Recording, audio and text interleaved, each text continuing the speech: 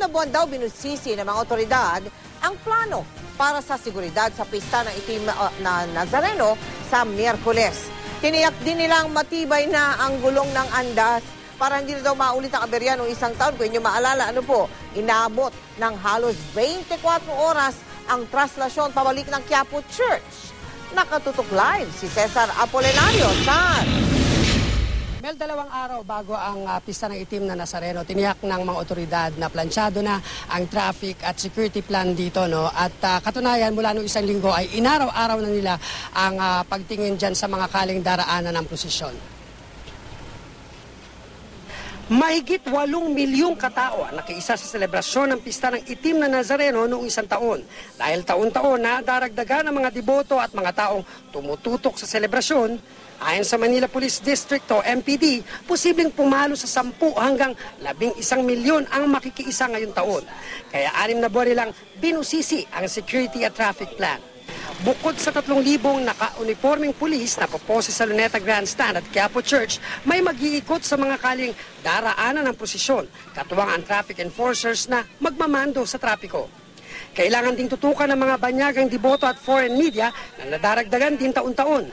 Yung mga previous lapses ng nakaraang taon ay dinitalye, binigyang focus ng mga organizer para mas mabigyan ng maayos na pagsalubong sa pista ng Itim na Nazareno. Dahil nagkaaberya sa gulong kaya inabot ng halos 24 oras ang prosesyon noong isang taon, gumamit ngayon ng pinakamatibay na gulong ng truck. Dinagdagan din ang proteksyon ng pangilalim ng andas.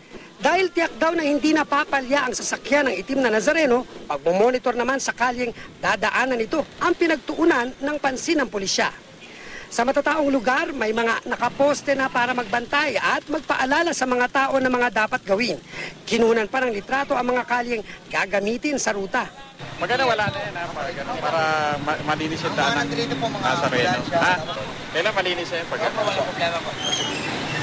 Pagkatapos ang misa sa Luneta Grandstand, pasado na sa 1 umaga, sisimulan ang prosesyon. Mula Grandstand, tutulak ang prosesyon papuntang P. Burgos. Gaya nung isang taon, parehong ruta ang dadaanan ng Itim na Nazareno. Dito ipapakalat ang mga undercover police para tiyaking bantay sarado ang mga deboto sa mga snatcher at magnanakaw. Kailangang walang sagabal sa daraanan ng karosa kaya lahat ng mga vendor na makikitang mananatili sa kalye, itataboy.